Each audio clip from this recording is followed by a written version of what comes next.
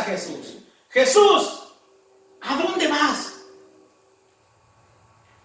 ¿Dónde es ese lugar al cual tú vas y no podemos seguir, al cual tampoco podemos ir? ¿Qué está pasando acá? Ahora, en este contexto que Jesús dice: no se turbe vuestro corazón. Sí, me voy a ir. Sí, muy pronto me buscarán y no me verán más. Lo que Jesús está diciendo es: ustedes tienen que entender el significado de mi partida.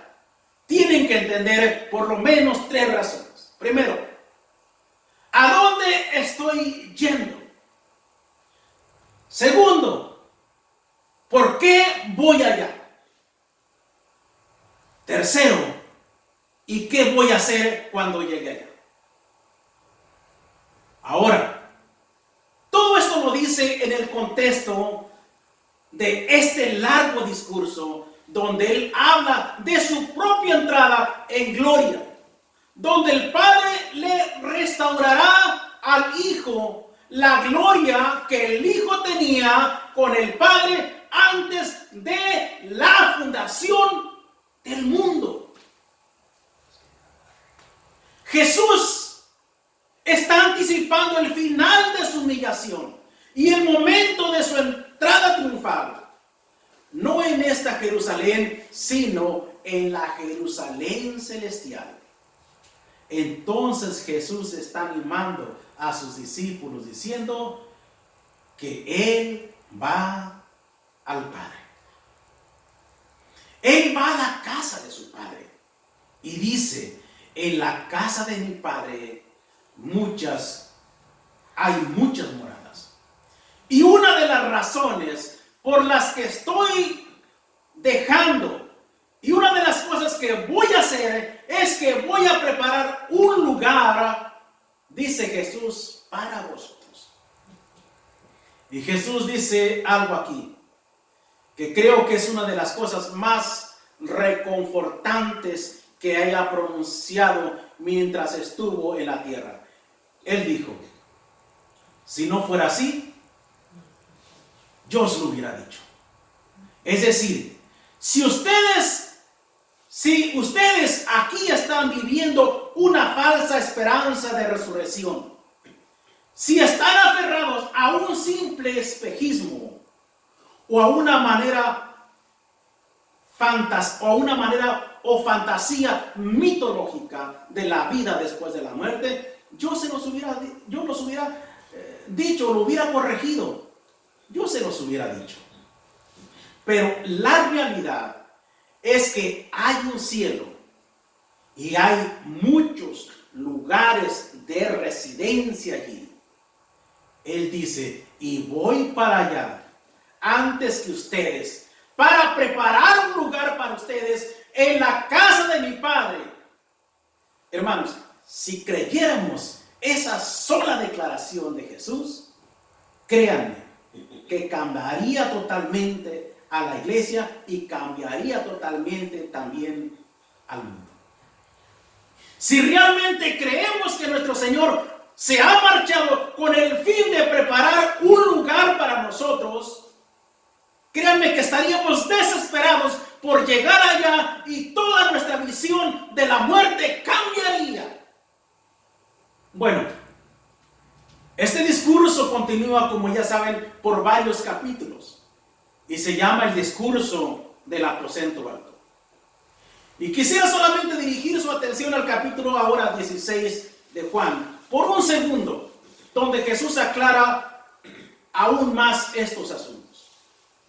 En el capítulo 16, Él dice estas cosas: os he dicho para que no tengáis tropiezo, os expulsarán de las sinagogas. Pero viene la hora cuando cualquiera que os mate pensará que así rinde un servicio a Dios, y harán estas cosas porque no han conocido ni al Padre ni a mí, dijo Jesús.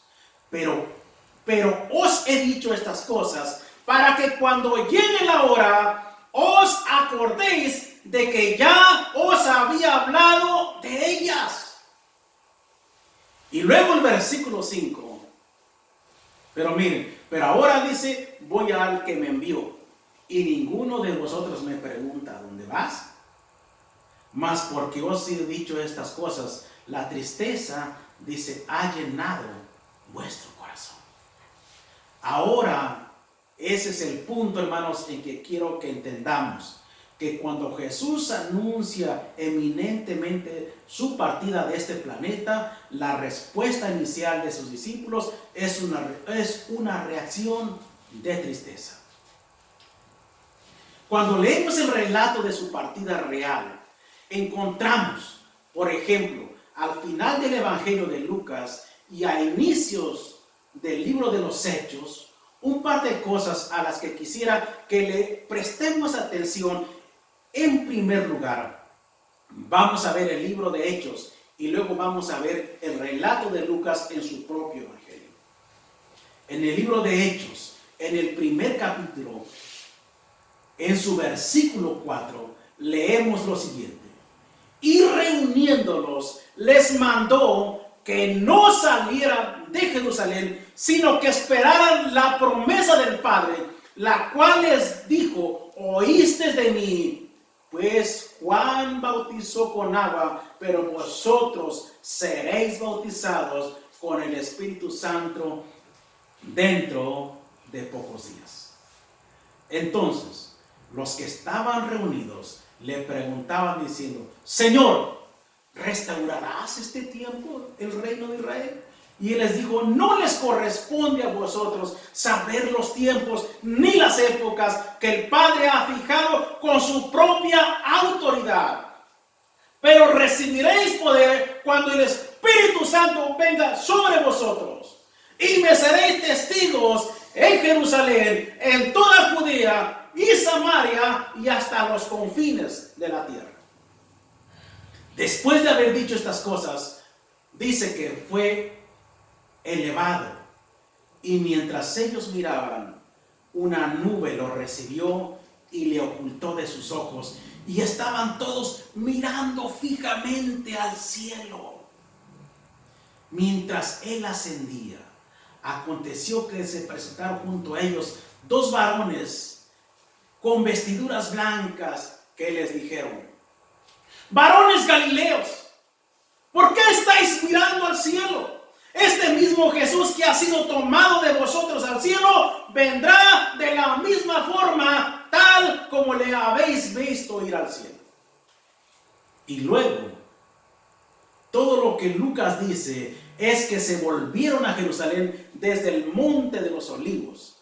Ahora, al final de su evangelio, cuando presenta el otro relato, leemos en el versículo 50 del capítulo 24 del evangelio de Lucas.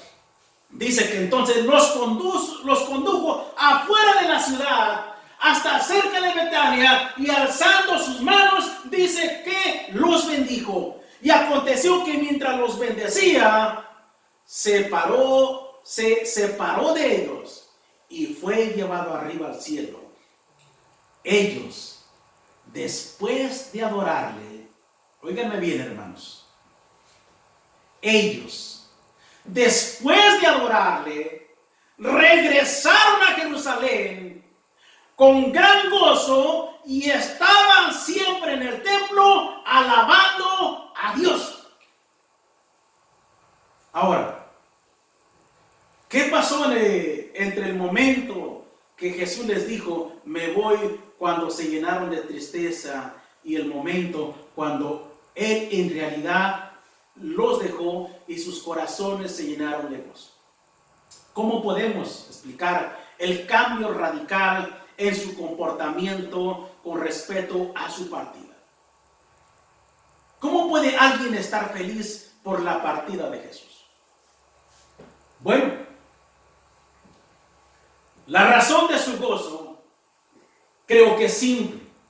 Llegaron a entender por qué se fue, a dónde iba y lo que iba a estar haciendo. Ahora, recuerden a los hombres que caminaban en el camino a Emaús.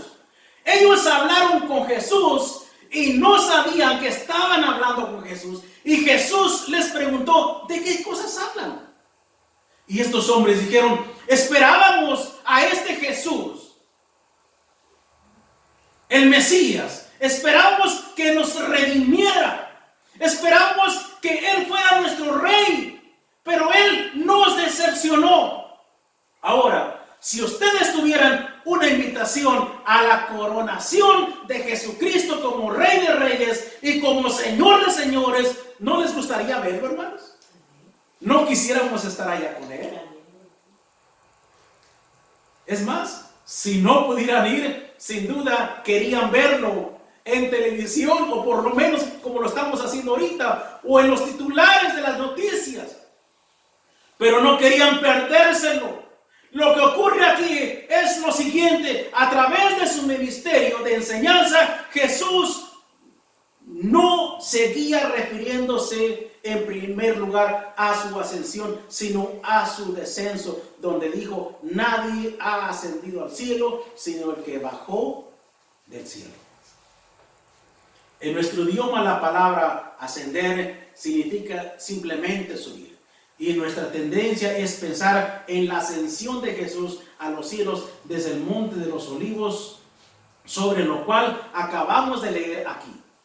Que su ascensión meramente se refiere a su levantamiento en el aire, arriba en el cielo, para volver a casa y estar con Dios en el cielo.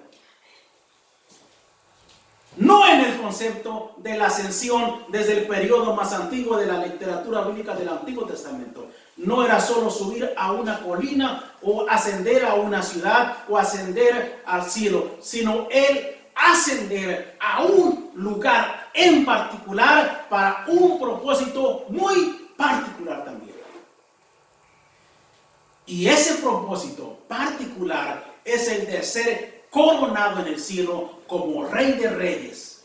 Y entonces, cuando Jesús deja esa tierra, se va para su coronación, se va para ser investido como el Rey, y nosotros actuamos a veces como si el reino de Dios fuera algo completamente para un futuro lejano, y no es así.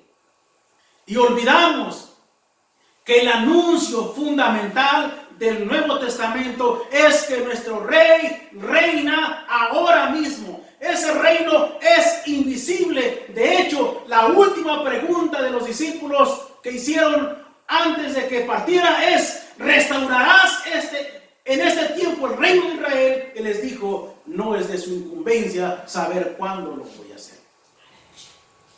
¿Cuál debería ser la labor? ¿Cuál debería ser la labor de los discípulos? Jesús les dijo: ser mis testigos. ¿En dónde? En Jerusalén, en Judea y en Samaria y hasta los confines de la tierra.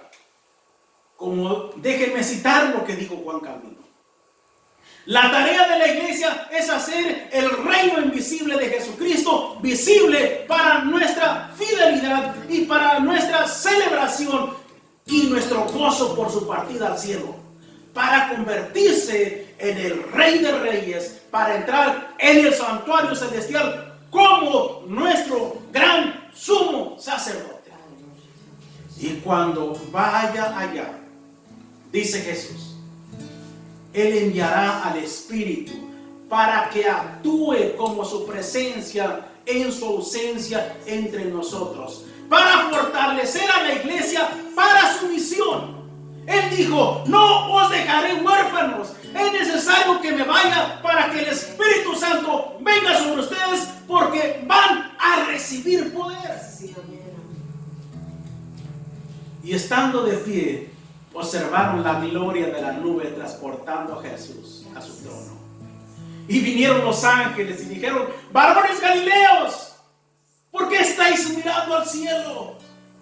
Hermanos, ¿quién no estaría allí de pie mirando al cielo? Este mismo Jesús que ha sido tomado de vosotros aún no ha terminado.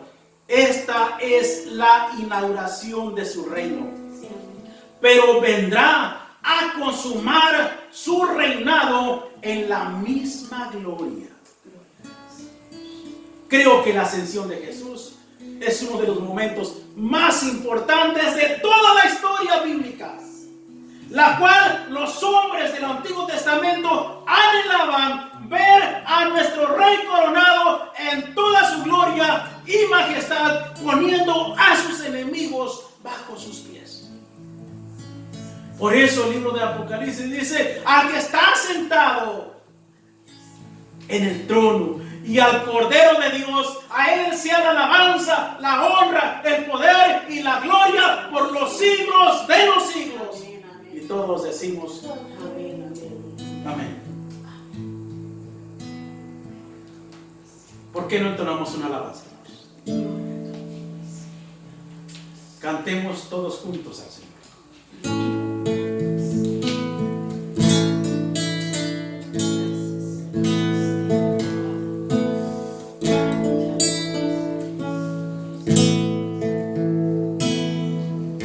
Glorioso Salvador, divino Redentor, me postraré ante ti.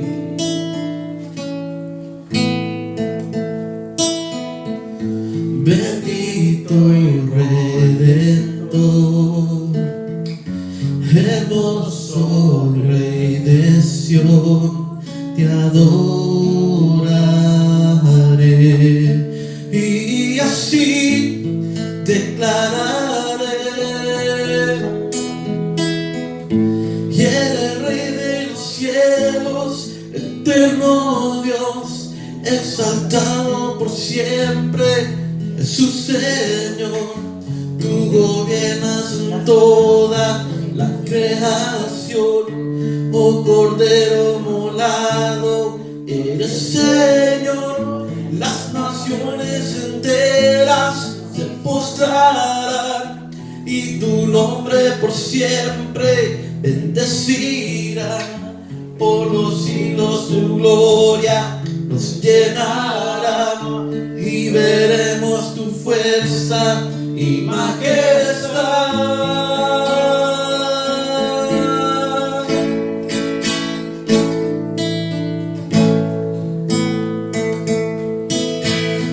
Y eres Rey de los cielos, eterno Dios, exaltado por siempre, Jesús Señor. Tú gobiernas en toda la creación, oh Cordero inmolado, eres Señor. Las naciones enteras se postrarán y tu nombre por siempre bendecirán.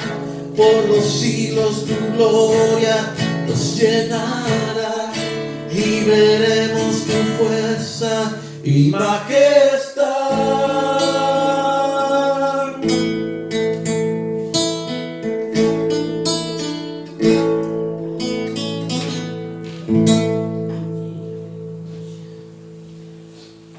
Muchas gracias, hermanos. Hermanos, quiero decirles de que los días martes estamos orando a las 7 de la tarde, el día viernes también. Quiero que manden sus peticiones, hermanos. Manden sus peticiones. Las estaremos anotando. Y el día martes y viernes estamos orando. Estamos invitando a todos los hermanos que se conecten por Zoom y estaremos orando por estas peticiones. Hermanos, también quiero decirles de que varios hermanos nos han estado preguntando sobre las ofrendas y los diezmos. Quiero decirles que ya se abrió una página en la iglesia. Vaya a la iglesia Divine Redeemer y usted encontrará ahí cómo dar su diezmo y cómo dar su ofrenda. Así es que, hermanos, vamos a orar por nuestros diezmos y vamos a orar por nuestras ofrendas. Vamos a invitar a nuestra hermana Ada, hermanos, que ella nos dirija en esta oración por las ofrendas.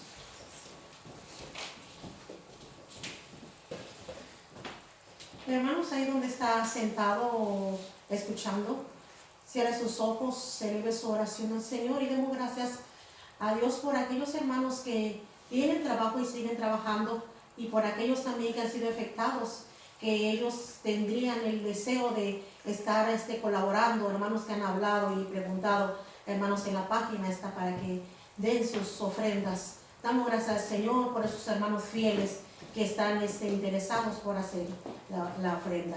Le damos gracias al Señor y oremos ahí donde está sentado, hermanos. Gracias, Señor, Dios poderoso. Tú que tienes control de todas las cosas, Señor. Y te damos gracias, Señor Jesucristo, que tu iglesia sigue caminando, sigue avanzando, Señor. Porque ahora no solo tenemos un edificio para adorarte, sino que tenemos nuestras casas hechas iglesias para adorarte, para bendecirte. Porque tu iglesia, Señor, sigue adorándote, sigue bendiciéndote. Te damos las gracias por aquellos hermanos que tienen sus trabajos y siguen trabajando, Señor. Cuídales donde quiera que ellos vayan a trabajar, Señor. Sé tú su protector, sé tú el escudo sobre ellos. Y por aquellos hermanos que han sido afectados, Señor, en su trabajo, Señor, provee, Padre Celestial, a su mesa y a sus vidas. Porque tú has prometido abrir la ventana de los cielos y derramar bendiciones, Señor. Y tú conoces nuestro corazón y sabes, Señor, que somos hijos agradecidos. Bendice, Señor, a aquel hermano que va a ofrendar, a aquel hermano que está dispuesto a dar su diezmo, Señor. Te damos las gracias, porque tú prometiste, Señor, dar a aquellos, Señor, sobre justos e injustos derramas el sol de la mañana. Gracias por tus abundantes bendiciones, por habernos, Señor, protegido hasta este momento y podemos decir, Ebenezer, hasta aquí nos has ayudado y confiamos que tú, Señor, nos seguirás ayudando y que tu iglesia, Señor, cuando volvamos al edificio donde nos reunamos, Señor, seamos personas agradecidas a ti, glorificándote y bendiciendo tu nombre. Te damos gracias en el nombre de Cristo Jesús, tu Hijo amado, porque te hemos creído y esperamos en ti, mi Dios. En el nombre de Cristo Jesús te damos las gracias. Amén. Amén.